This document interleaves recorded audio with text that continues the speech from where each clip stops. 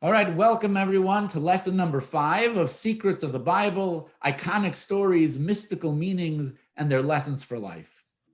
In today's class, we are going to be discussing one of the most shocking events in all of Jewish history. We are going to be exploring the sin of the golden calf and the breaking of the tablets by Moshe. Now, think about the story for a second. The Jews are enslaved for decades upon decades in the land of Egypt. They are redeemed by miracles from God. They count 50 days in anticipation and in excitement for the giving of the Torah. They're at Mount Sinai. God reveals himself to the Jewish people. He gives the Jewish people the 10 commandments. 40 days later, Moshe comes down the mountain with the tablets. The Jews are singing and dancing and worshiping a golden calf. Moshe smashes down the first set of luchos. It's a crazy story, right? Doesn't make any sense.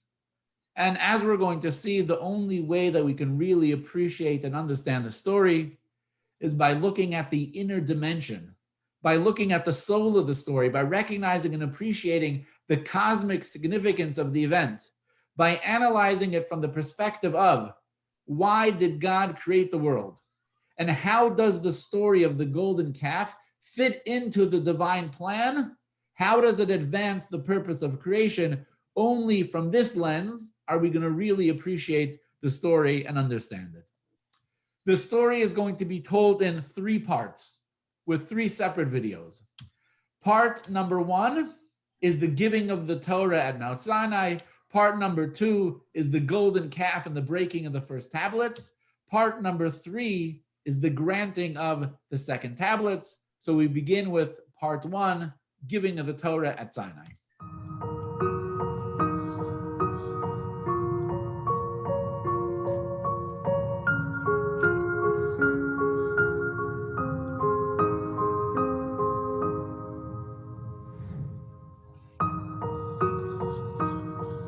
In the 3rd month of the children of Israel's exodus from the land of Egypt, on this day they arrived in the Sinai desert, and Israel encamped there opposite the mountain. Moses ascended to God, and God called to him from the mountain to say, "So shall you say to the house of Jacob, and tell the children of Israel, you have seen what I did to Egypt. I carried you on the wings of eagles and brought you to me. And now, if you will listen to my voice and keep my covenant, you will be my own treasure from among all peoples. You will be to me a kingdom of priests and a holy nation." Moses came and called the elders of Israel, and he placed before them all these words. And all the people replied in unison, and they said, "All that God has spoken, we will do." It was on the 3rd day, when it was morning, there were thunder and lightning and a thick cloud upon the mountain and the sound of the shofar, exceedingly strong. Moses brought the people out from the camp toward God, and they stood beneath the mountain. God descended upon Mount Sinai to the top of the mountain.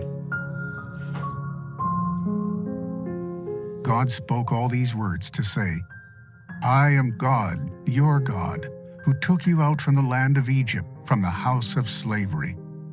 Do not have any other gods before me. Do not make for yourselves a graven form or an image of anything in the heaven above or on the earth below.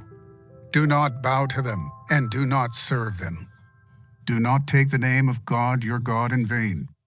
Remember the Sabbath day to sanctify it. Honor your father and your mother. Do not murder. Do not commit adultery. Do not steal. Do not bear false witness against your fellow. Do not covet anything that is your fellow's." And all the people saw the sounds and the torches, and the sound of the shofar, and the smoking mountain. And the people saw and trembled, and they stood from afar. And to Moses he said, "Come up to God." Moses entered within the cloud, and he ascended the mountain. And Moses was on the mountain 40 days and 40 nights. And when he had finished speaking with him on Mount Sinai, he gave to Moses the 2 tablets of the testament, tablets of stone inscribed by the finger of God.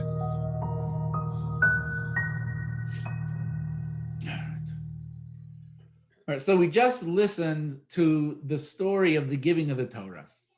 Now, how would you rank the significance of the giving of the Torah in terms of Jewish history, but also in terms of world history? How would you rank the significance of the event of the giving of the Torah? Any thoughts? Phil, yes. The number one event in human history. I think Phil can make quite the strong case that the giving of the Torah is the number one event in human history. It is the single most impactful event.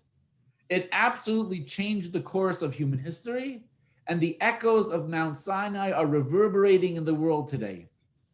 We live in a society that is based on what's called Judeo-Christian values. Whether you like the term or not, you cannot deny that it's the values that entered into this world at the giving of the Torah at Mount Sinai that have shaped it, that have guided it, and have led us to the moment that we live in today. Mount Sinai is without a doubt the single most impactful event in world history. Now let's look at text number 2, how Moshe himself describes the significance and importance of the event. We will begin with our Kohen, Andrew, text number 2 on page 145, if you are able to read. Okay. Ask now after the early days that came before you, from the day that God created man upon the earth, and from one end of the heavens to the other. Has there ever been the likes of this great thing, or has anything like it been heard? Has a people heard the voice of God speaking from within the fire, as you heard and lived? You were made to see, to know that God is the God. There is none else besides him. So Moshe is quite impressed with this event, right? Moshe says, this is so unique. Something like this has never happened before. This is a mind-boggling event. What are the things that Moshe points to that makes this event so unique? Number 1, right? He says it was a public event. Now, what do we mean by a public event? Every religion claims that there was some type of divine revelation, there was some type of divine communication, there was a prophet that has a message of God. Judaism has a very different experience. We don't point to one person, one individual, one prophet who makes a claim that they heard from God. In the Jewish religion, every single Jew was the prophet. Every man, woman, and child, right? Over 2 million people witnessed, experienced, saw, and heard God come down on the mountain. This is unique. No other religion can make that claim. They saw God communicate. Go to text number 3. Karen, if you're able to read text number 3 on page 146. If you can unmute yourself first.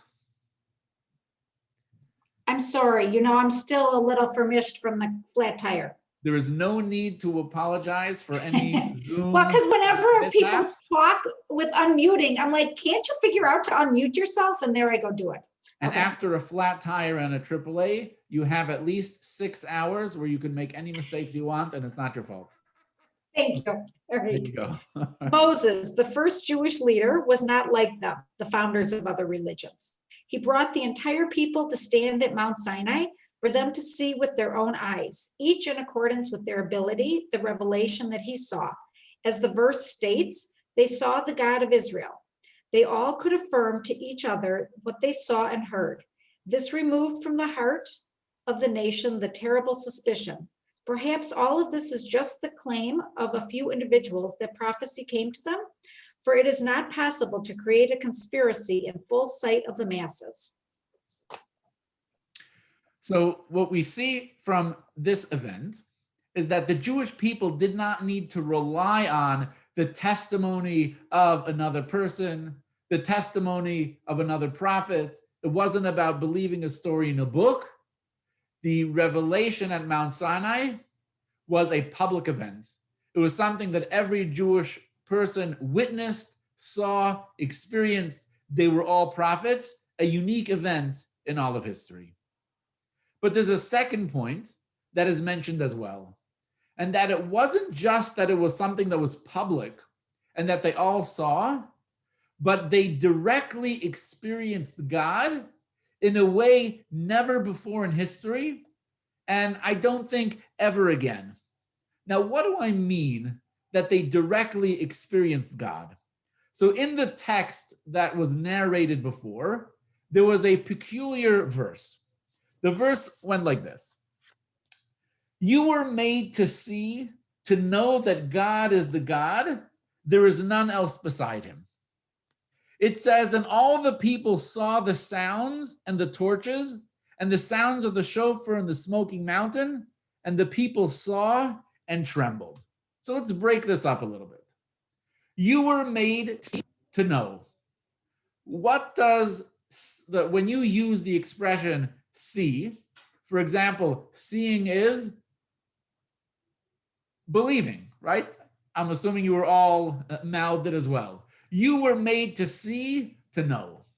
When you see something, you know it, it becomes real, it becomes concrete in your life.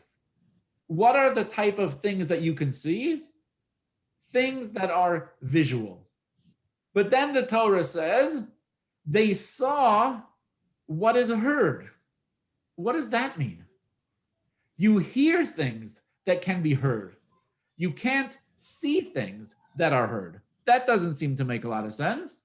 Let's go to text number 4. Mitchell, please, text number 4. Would you like to read page 147? They saw what is heard and they heard what is seen. That's it. What exactly does that mean? That's quite an unusual statement there. The Medrash says they saw what is heard and they heard what is seen. So how should we interpret this, right? What exactly does this mean? So Jewish mysticism, right?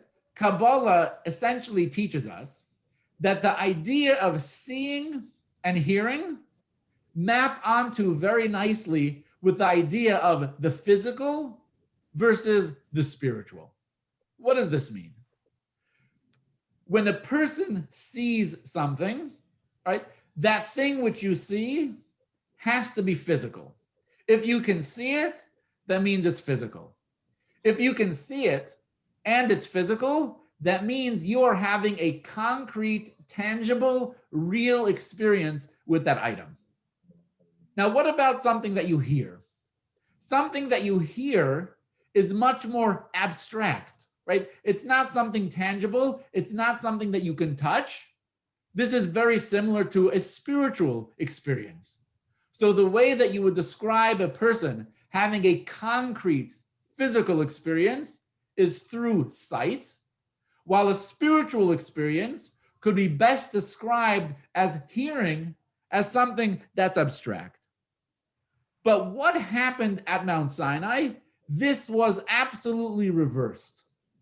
What is normally abstract, what's normally only heard, the Jewish people saw. It was a physical experience, it was a concrete experience, it was a tangible experience. On a practical level, what does this mean? Everything that we see in this world, we consider to be real and we consider to be obvious. I can see it, it's right there in front of my eyes. Anything that is abstract, like something spiritual or something that's an idea, it's not obvious. It's not so real. It's not second nature. It's something that you have to study, you have to meditate, you have to reflect upon, you have to make a great effort to know it. While something that's physical and concrete that you can see, it is obvious, revealed truth. What happened at Mount Sinai is that which can normally be heard was seen. For the Jewish people, that which was spiritual became concrete, it became obvious, it was natural, it represented truth much more than anything physical at all. So the revelation at Sinai made real and concrete the truth of God. The same way that you can see the computer, the wall, the table, the desk that's in front of you. It's tangible, it's concrete. That same tangible and experience of the senses were how they were able to relate to God at the experience of Mount Sinai. Text number 5. Avi, are you up for reading text number 5?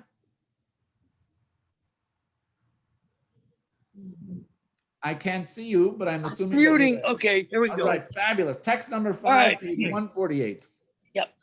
This is what the giving of the Torah achieved, that they saw what is heard and they heard what is seen. That which is ordinarily heard, i.e. spirituality and godliness, which can only be perceived through hearing. The people of Israel perceived with the certainty and tangibility of sight. They saw godliness. On the other hand, material things which are ordinarily seen, they now heard. The materiality of the world is like something that is perceived by hearing or by logical deduction. So this thank you very much, Avi. So this incredible paradigm shift takes place at Mount Sinai, where all of a sudden things which were concrete, like for example, lunch, all of a sudden played a different role in your life. It was abstract, it was secondary. All of a sudden the role, the significance that it played was like, lunch, what's lunch? Spirituality, godliness, davening, Torah, mitzvahs, there was nothing more real than that. With this in mind and with this understanding of the uniqueness that the revelation of God that took place at Mount Sinai was, it makes what happened next all the more shocking.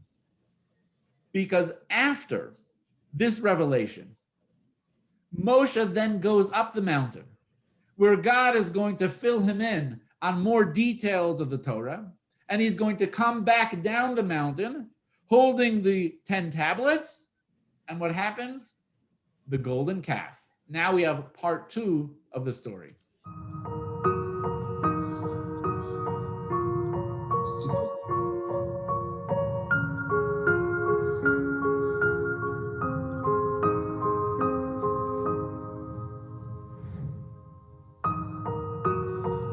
The people saw that Moses delayed in coming down from the mountain, and the people massed upon Aaron, and they said to him, "Arise, make us a god who will go before us. For this man Moses, who brought us up from the land of Egypt, we do not know what has become of him." Aaron said to them, "Remove the golden rings that are on the ears of your wives, your sons and your daughters, and bring them to me." He took them from their hand, and he formed it with a graving tool, and he made it into a molten calf. And they said, "This is your God, O Israel, who brought you up from the land of Egypt." They arose early in the morrow, and they offered up burnt offerings, and brought peace offerings. The people sat down to eat and to drink, and they got up to make merry. Moses turned and went down from the mountain, and the 2 tablets of the testament were in his hand. The tablets were the handiwork of God, and the writing was the writing of God engraved on the tablets. And it was when he drew closer to the camp and he saw the calf and the dances, Moses' anger was kindled, and he threw the tablets from his hands, and he broke them beneath the mountain.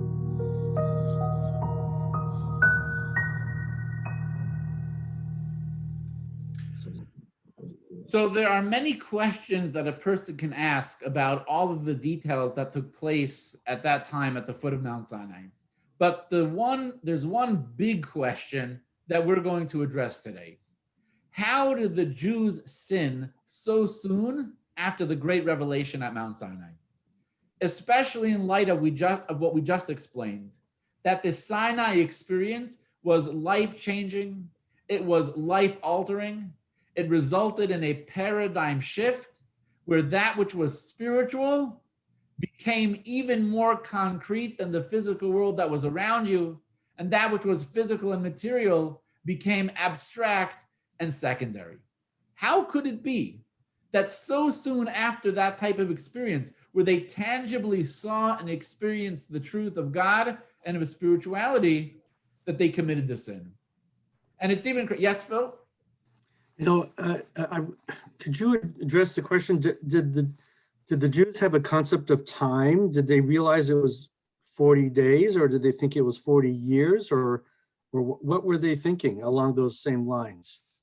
So based on the straightforward way that the story is told in the Torah, they knew that Moshe was coming down in 40 days.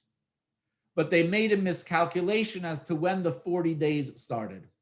They started counting from the moment he went up, but that day did not count. So they expected to come down a day earlier. That threw off their count, and they reverted, unfortunately, to a previous model of spiritual and religious life that was quite not Jewish. And what's even more strange about it, it's not just that at Mount Sinai they saw godliness and experienced that as true, but what was the content of the revelation? The 10 Commandments. I'm going to read for you a little bit of what you heard earlier. This is what God said to the Jewish people. He says, I am God, your God, who took you out of the land of Egypt, out of the house of slavery. Do not have any other gods before me. Do not make yourself a graven image. Do not make for yourself a graven form or an image of anything in the heavens above or on the earth below. Do not bow to them and do not serve them. God could not have warned them more specifically than he did at Mount Sinai. So not only was it a tangible divine revelation, it was the most explicit personal warning. It literally was a personal warning, God tapping you on your shoulders, communicating to you directly without a shadow of doubt of the truth. So how exactly were the Jewish people able to commit this sin? Now, how bad was this sin, right? If you want to rate this sin in terms of 1 to 10, right? We rated the giving of the Torah 1 to 10 was a 10. How would you rate the sin of the golden calf? Where would it fit in the pantheon of sins between 1 and 10? Sorry, Mitchell, what? 1? You're going with 1? 10. 10? Okay, right? It's the worst of the worst, right? You can't get worse than committing idol worship at the foot of Mount Sinai immediately after the golden calf. But to put it in the proper context of how this sin fits in with the purpose of creation and its effect on history makes it even crazier. Phil, you want to read text number 7? Page 151. All right. This is the meaning of what is written. I said, you are divine, and supernal beings you are all. Indeed, like Adam, you will die. Had the people of Israel waited for Moses and not done that deed, neither Galut, the exiles of the Jewish people, nor the angel of death would have any power over them. Thus it is written, the writing was the writing of God, Sharut engraved on the tablets. What is the meaning of Sharut? Cherut, freedom from exile, and Cherut from the angel of death. When the people of Israel proclaimed all that God has spoken, we will do and we will hear. That was from Exodus. God said, I commanded one mitzvah to Adam for him to fulfill, and I likened him to the ministering angels. This people who will fulfill 613 mitzvot, is it not fitting that they should live and exist forever? But when they proclaimed, this is your God, O Israel, they became mortal. Said God, you followed in the ways of Adam, the first man, who did not hold out for 3 hours, and on the 9th hour of that day, death was decreed on him. I said, you are divine, but because you followed in Adam's path, indeed, like Adam, you will die. So you're all familiar with the expression that history repeats itself, This is absolutely a Jewish theme, although I would say we don't understand it in the same way as in the secular world, but we definitely see this pattern of history repeating itself. The experience of the Jewish people sinning at the golden calf was to a certain extent a replay and a redo of the experience in the Garden of Eden. Let's break it down, right? The first tablets, golden calf, breaking of the tablets. We have the Garden of Eden, the tree of knowledge, expulsion from the sin. When the first tablets were given, right, you essentially had a spiritual reset, right? Paradise was back. When God revealed himself to the Jewish people at Mount Sinai, the world was essentially at that time reverting to the Garden of Eden. Everything was pure, everything was holy, everything was good. They're in a state of perfection. That is followed by a sin. In the Garden of Eden, they ate from the tree of knowledge. At the foot of Mount Sinai, they worshiped the golden calf. The eating from the tree of knowledge broke the state of perfection, and the worshiping the golden calf also destroyed the state of spiritual perfection that there was at the Garden of Eden. So the Jews had an incredible opportunity.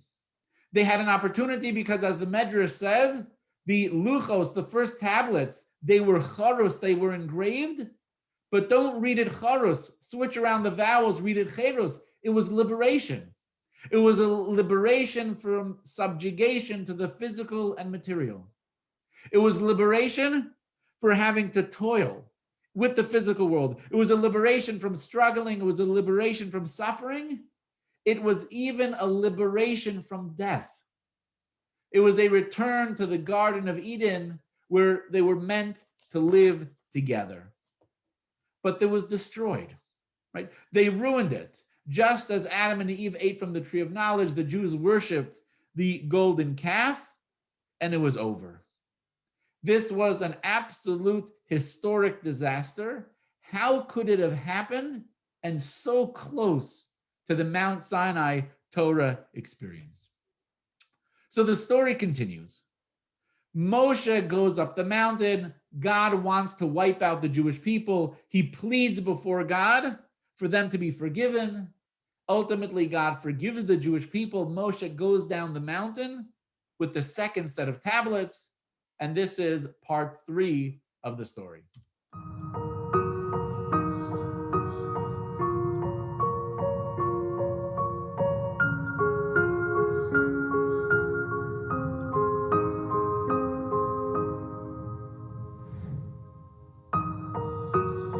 God said to Moses, "Carve yourself 2 stone tablets like the first, and I will write upon the tablets the words that were on the first tablets which you broke." He carved 2 stone tablets like the first, and Moses rose early in the morning, and he ascended Mount Sinai as God had commanded him, and he took in his hand 2 stone tablets. And he was there with God for 40 days and 40 nights. And he wrote on the tablets the words of the covenant, the 10 commandments.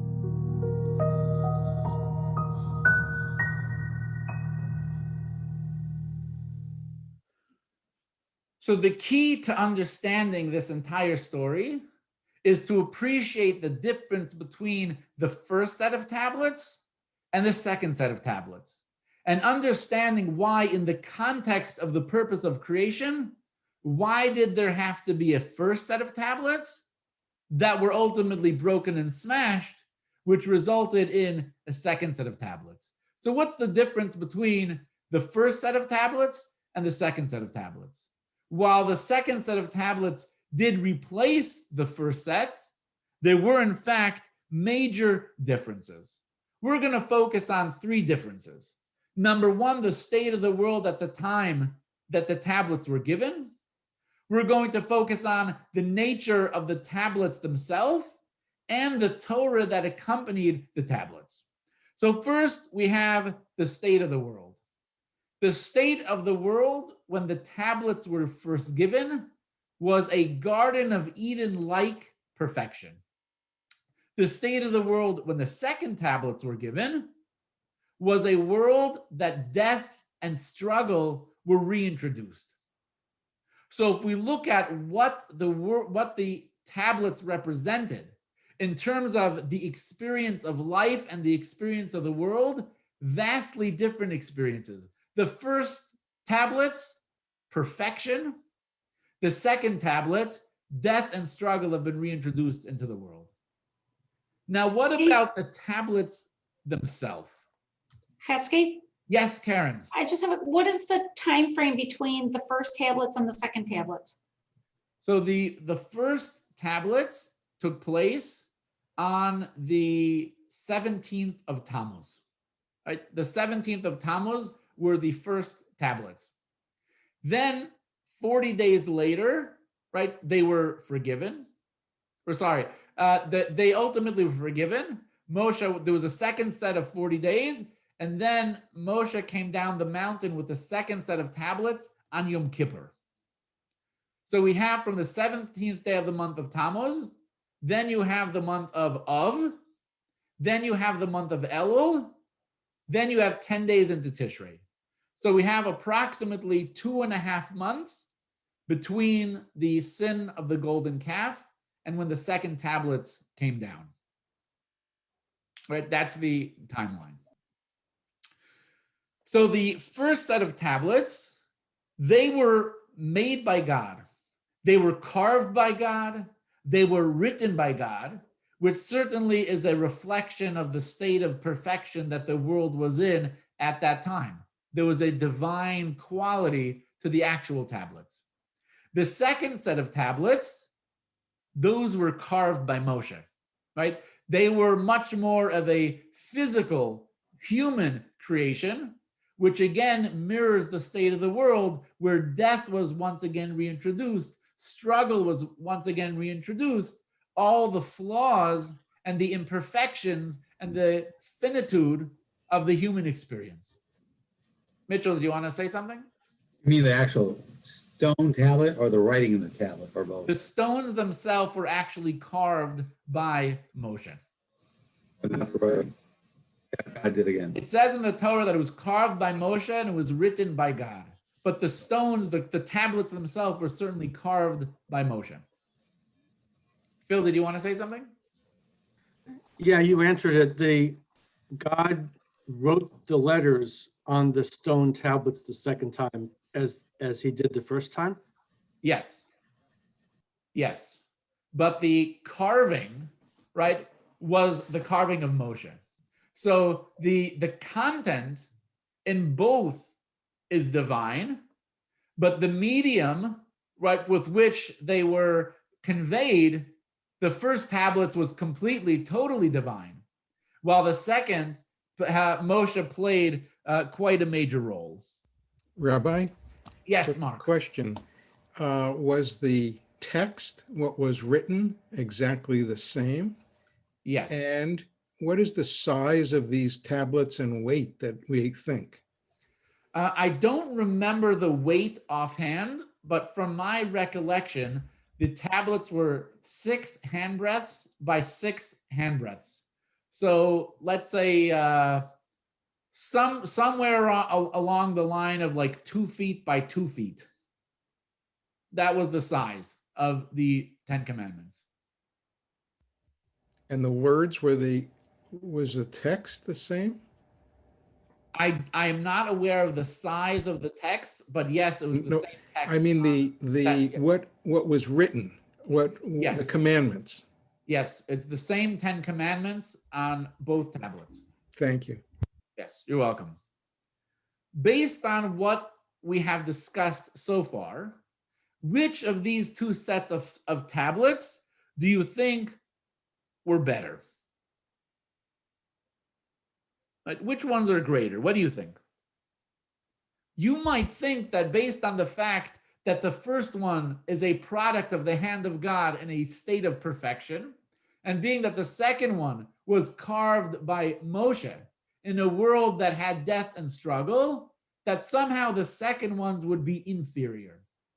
However, the Medrash and the Talmud both say that the second set of tablets had an advantage that the first tablets did not have.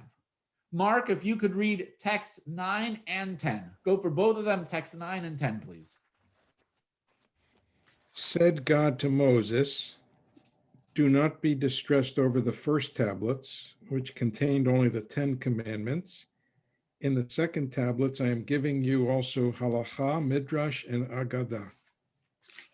Had Israel not sinned with the golden calf, they would have received only the 5 books of Moses and the book of Joshua. Why? Because, as the verse says, much wisdom comes through much grief. So the Medrash and the Talmud, they both say that if Moshe had not broken the first tablets, we would have received the written Torah only from God. That would have been the nature of the divine communication, the written Torah. As a result of Moshe breaking the first tablets, we got the second tablets. Even though they are a flawed product of a human being, nevertheless, they contained within it not just the written Torah, but along with the second tablets came the oral Torah as well. What does this mean? How are we supposed to understand there was only a written Torah and then there was a written Torah plus the oral Torah? Not only does the Medrash tell us this, but the actual words in the Torah were, God says to Moshe, don't be distressed that you broke the first set of tablets. It's actually good because there's a tremendous benefit that the Jewish people are receiving with the second set of tablets, even though on the face of it, the second set of tablets are inferior. So what does it mean that the first tablets only would have been written, the second tablets contain the written Torah and the oral Torah? What is the written Torah? When we say the written Torah, we mean direct divine communication, but not only that it's direct divine communication, but God says, write this down. The nature of the Torah that we would possess today, if the Jews did not sin at the golden calf, would be written. It would be written in the sense that God says, this is the text, I want you to write it down and no more. What is the oral Torah? The oral Torah is not a product in the sense of direct divine communication. Rather, it's divine communication that is coupled with our human understanding. It's not God saying, write this down. It's God saying, analyze the text. Use your mind and apply the text. This includes the principles of Torah interpretation, the way that the text is debated and analyzed in the Mishnah, in the Talmud, the way it's developed in the Code of Jewish Law, and so on. So here we have the difference between the written Torah and the oral Torah. Now, why would there be a written Torah and an oral Torah? Right? Why didn't God just give us a written Torah? Can you think of a reason, a problem, an issue? What would be lacking with a written Torah alone? Any thoughts? Interpretation. What do you mean by interpretation? What would be the problem? Explanation of the often cryptic or seemingly succinct words. So Mark makes a very good point, which we can easily understand, that the shortcoming of the written word is that it can easily be misunderstood. However, we're talking about God here. If God really, really wanted to, don't you think he might be able to figure out a way to write the text in the most clear and understandable way that could never be subject to interpretation? A human being certainly could not do this, but perhaps God could. Mitchell? Well, when we get to once a year, the demonstration or at a bar mitzvah where the vowels are all missing and you can't figure it out without the vowels, and that's the difference between it and the oral. Again, you are 100% correct. Your answer makes a lot of sense, logically and rationally. But if we're talking about what is within God's abilities and capabilities, he could have created a text that doesn't need any vowels, right? English doesn't have any vowels, but English has no vowels that you need to, that are in the text or not in the text. So God could have made Hebrew that didn't have vowels that were separate from the text, and we wouldn't have any problem. Right? Another answer that is often given is the text would be too long. It's impossible for God to give us a Torah 3,500 years ago that would cover the laws of the coronavirus, right? In which chapter would it be? Chapter 7,500,022 would be the laws of the coronavirus? How on earth can Moshe carry that amount of material? It simply would be impossible. However, yes, Mitchell? What? Microchip. The truth is that this answer is still not good enough. Because number one, if God wanted to, yes, he could have given Moshe 1 million pages that covered every eventuality. But you know what? He wouldn't have had to give it to Moshe. He could have given divine communication that could be written down in every generation. There could be a prophet today in the year 2020, 5781, that communicates with God, and God will relate to the prophet, this is the laws of coronavirus. Write it down. Why did God create a world in such a way that in the year 2020, 5781, we have to use our human understanding to analyze what the Torah has to say and attempt to apply it to the coronavirus right now? So the answer lies in this question. Which method of conveying the Torah is more effective? Is divine communication more effective? Or is the development of Torah through human understanding more effective? Now, another way of asking the question is not which is more effective, which one actually works? So I ask you the question, what works? Does divine revelation and communication work? Or does the process of Torah in human development work? Any thoughts on this one? Yes, Phil? Well, the divine revelation didn't work after 40 days. The first time it was provided, very short-lived. Human expectations are kind of weird, and it just didn't work. But the other one seems to work because it generates dialogue. So Phil, you hit the nail on the head. The greatest proof that the model of divine communication, God tells you, write this down, which another terminology for this would be a top-down type of relationship that God has with the Jewish people. It didn't work, right? It simply did not work. And the greatest proof of that is the Jews experienced the greatest divine revelation, the greatest divine communication, the greatest top-down model at Mount Sinai. 40 days later, they were singing and dancing and worshiping a golden calf. Is it awesome? Is it amazing? It is. Doesn't work. Yes, Mitchell. Are you saying that there's no such thing as divine revelation possible ever again? I did not say that divine revelation is not possible. I said that divine revelation of this sense doesn't work in order to fulfill the purpose of creation. The reason that it doesn't work is because a divine revelation is something which is outside of you. It's something that's external to you. It's something that's happening to you. Therefore, it doesn't change you. Real change has to come from within. You could be forced to do something. You could conform to an external experience, but that is not going to change you on the inside. Real change comes from the inside out. It does not come from the outside in. When it comes from the inside out, we own the idea. We become the idea. It's ours. It's a part of us. And this is the difference between the first and the second tablets. And this is the advantage of the second tablets that the second tablets had that the first tablets do not.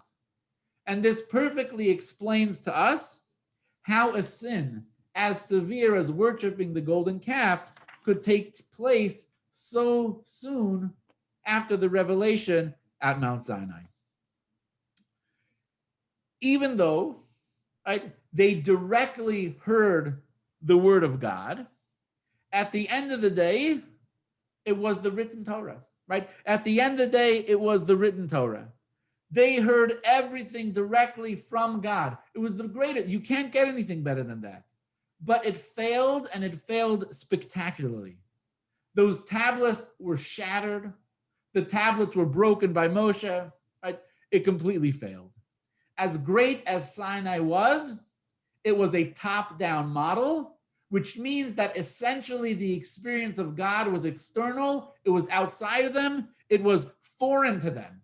It wasn't part of their identity. It was something which was separate to them. So therefore, 40 days later, right, they did what they wanted. There was no revelation currently. So 40 days later, they reverted back to their own self. They did what they wanted to do. They wanted a concrete, tangible experience with something spiritual. So they made a golden calf, they worshiped it, and they rationalized it all away. So the whole model of the first tablets, the whole model of top-down divine communication, right, completely didn't work. So God introduced a new model. The second tablets are based on the model of human development. We will not and cannot have Torah today without human analysis, input, and application. There is no word that is going to descend from on high about the laws of the coronavirus. There's no mountain that you can climb high enough where you somehow are going to hear a divine communication as what to do.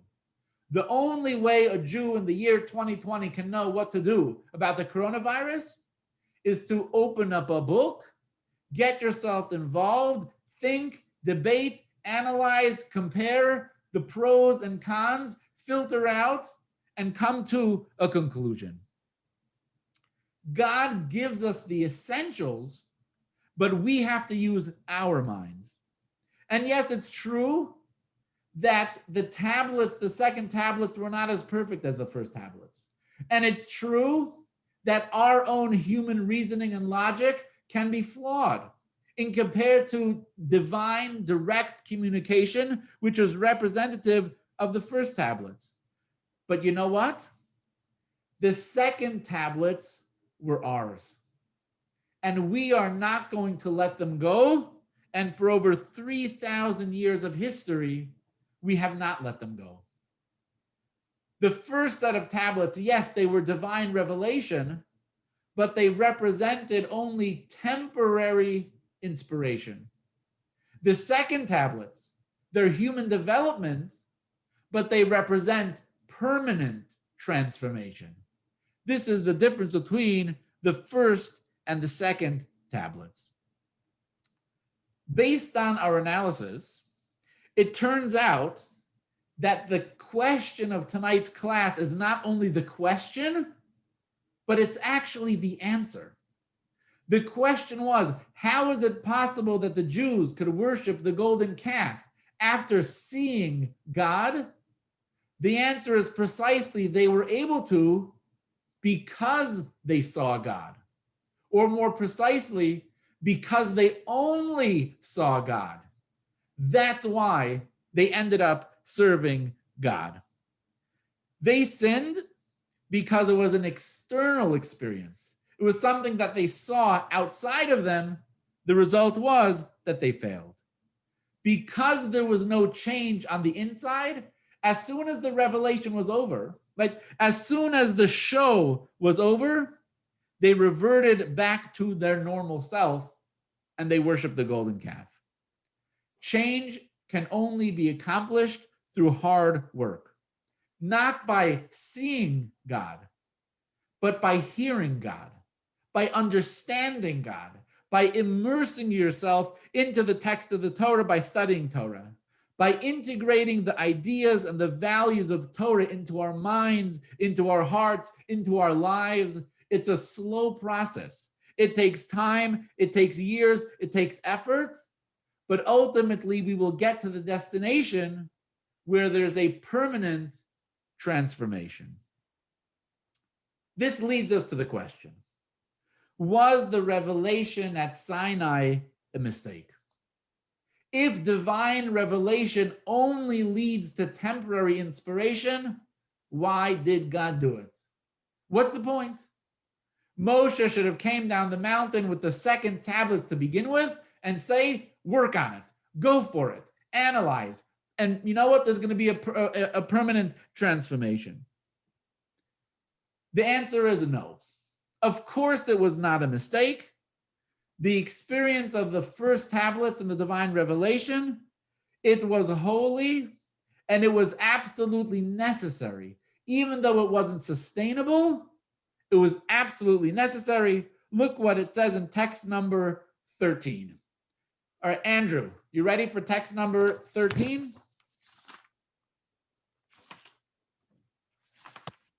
Both the second tablets and the broken tablets were kept in the ark. Now, this is pretty incredible. In the ark, which was in the Holy of Holies, contained not only the second tablets that Moshe brought down, but it contained the broken and the shattered pieces of the first tablets as well. Why? Because both of the tablets are necessary. Both perspectives, both approaches, both relationships are absolutely vital. We need to experience the first tablets, because what do the first tablets do? The first tablets represent inspiration from above. The first tablets represent an experience or an event in life that lifts us up and moves us to change. Otherwise, we're not going to do it. God just gives us the second tablets and says, get to work. Are you motivated? Are you inspired? Do you have any fuel that's going to get you there? It's not going to happen. People need an inspiration from above that will cause you to take notice, that is going to lift you up, that is going to push you to engage, right? We need the big sudden moments of inspiration to lift us up in life. But that's not good enough because it doesn't last. That energy is not going to be sustained. So therefore, God had to give us the second tablets. What do the second tablets represent? That means internal change and transformation through climbing up. So we need the inspiration from God that will push us on the way. We have to take it. We have to grab it. It's slower. It's less glamorous. But if we do the work, and we can climb that mountain ourselves. The first tablets represent a powerful experience that shows us the potential of what we can be and what we're able to accomplish. Shakes us up. In our lives today, we have such experiences. For example, a person gives birth to a child. All of a sudden, it shakes up your attitude, the way you look at life, your priorities. Oh my gosh, I have a child. In the opposite, but in a similar way, when a person experiences a death, a tragedy, that also shakes and wakes up a person and causes them to realign your priorities in life. It could be the experience of a powerful Yom Kippur, a powerful Kol Nidre, a powerful moment in Shul. All of a sudden, you are realigning your priorities. But the problem is, it's short-lived. It doesn't last. Who here has had a baby that was born, has a child, and says, I will never put down this baby. I will be there at every moment, at every second. I'm going to do homework with my kid every day. I'm going to put my kid to bed every day. I'm going to read books to them every day. I'm going to go to every baseball game and every play in school. Does that happen? Did that ever happen? Yes, we're inspired. We have the most incredible love. We have a child. I'm going to be the best father ever. Life gets in the way, work, responsibilities, and it doesn't usually happen. What about a death, right? Someone passes away, you say, I am never going to take life for granted. I'm not going to waste even a single second of life. Yeah, that lasts for a little while, but again, that fades away. A person that goes to Shul Yom Kippur, they're inspired, they're motivated. I'm going to come to Shul every Shabbos. I'm going to come to Shul every day. Judaism is going to be a major part in life. It lasts for a month. It lasts for 2 months. And fortunately, it's gone. But these events, they wake us up. They shake us up. They turn us on. But then we need the second tablets. Then we need to get to work. We need to make it part of ourselves, part of our identity. It has to become ours. Both tablets are absolutely necessary. So what's the lesson? Right? What is the message that we need to take from this story into our lives? Often, and it is almost always the case, that after we are inspired, we experience a failure, we experience a letdown, and we might say to ourselves, you know what? The reason that I failed is because it's not me. The reason that I was inspired and motivated was because of that event. It was because of that occurrence. It was because of the birth. It was because of the death. It was because of the Yom Kippur. But it's not really me. That's not who I am. I'm not that great father. I'm not that great spouse. I'm not that great Jew. That's why I failed. It's not me. Forget about it. That's in the past. It wasn't real then. It's not real now. And it's not going to be real in the future. It was foolish of me to ever think that I would accomplish any of these wonderful, lofty goals that I had in my head when I was inspired. The message that we have from the episode of the Sin of the Golden Calf, how God gave us the first tablets first, but they were shattered, they destroyed because it didn't work. But he gave us the second set of tablets that we work with and we work through and that we still haven't possessed today. It was not foolish of us. Right? Don't give up on yourself. Don't say it's not the real you. You were inspired then. Put in the hard work, internalize the inspiration, study, learn, grow, do a little bit at a time, grow on a daily basis, and you will actually see that it is you. You will see a real and a permanent and a lasting transformation. God says, don't throw away the first tablets. Put the broken pieces of the first tablets in the ark, in the Holy of Holies, because both of them are vital and both of them are absolutely necessary. Any questions and comments before we show the key points video? Yes, Mitchell. No, I don't really comment easily. If you wonder why, You're breaking up a little bit. It's hard to hear. it's just the idea that supposedly this is all tied into the tablets. But both tablets, in a sense, probably look the same. So where are all these second things in the new tablets? It's not that the tablets themselves actually contain these things. It's that the model of communication was changed and altered. When we say that the first tablets only that if we only got the first tablets, there wouldn't have been an oral Torah, what we mean by that is the style with which God would have communicated to us would have been only in the written form. There would be no human involvement in the production of Torah. It would remain purely in the realm of the divine and would be handed down and given to us. And that doesn't work, right? It never works. Therefore, it didn't work then. So the new model that God is going to relate to us, he's going to give us the second tablets. He's going to give us a written text, but he's also going to give us the ability to analyze it, to become involved in it, to understand it and apply it, and then it becomes ours. It's not just God's Torah, we're partners in his Torah. It becomes part of our life. It becomes part of our identity. And this is a pattern that needed to happen.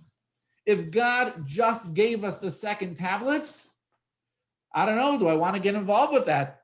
Who wants to get involved with that? But by giving us the first tablets first, both are necessary. God gave us this inspiration from above, as well as the ability to invest ourselves in the Torah as well. And we have, of course, the lesson that I concluded with. We're not failures. We're not foolish. A person needs a little bit of inspiration, but you have to make that inspiration yours through really committing and dedicating to yourself to it. And that is where you're going to see real success. Right, the key points. Lesson 5, the broken tablets. 1. The giving of the Torah at Mount Sinai, where the entire people of Israel directly experienced the most unequivocal divine revelation in history, is the foundational event of Judaism. At Sinai, we saw what is heard and heard what is seen. Godliness and spirituality, which are ordinarily apprehended secondhand or heard, were perceived with the immediacy and veracity of sight, whereas the physical world, which is ordinarily seen, was relegated to a lesser realism of something that is heard and understood. And yet, shortly thereafter, the people violated the first commandments they had heard directly from God by worshiping the golden calf, prompting Moses to break the tablets. How was this possible? 2. At the giving of the Torah, God restored for the people of Israel the state of tranquility and immortality that existed in the Garden of Eden. Worshipping the golden calf was essentially a repeat of Adam and Eve's transgression and resulted in the breakdown of this ideal state. 3. God granted the people the second tablets, but these differed from the first tablets in a number of significant ways. This time, mortality and struggle were not abolished. In the first tablets, both the content and medium were from God, whereas in the second tablets, the content was divine, but the medium was of human manufacture.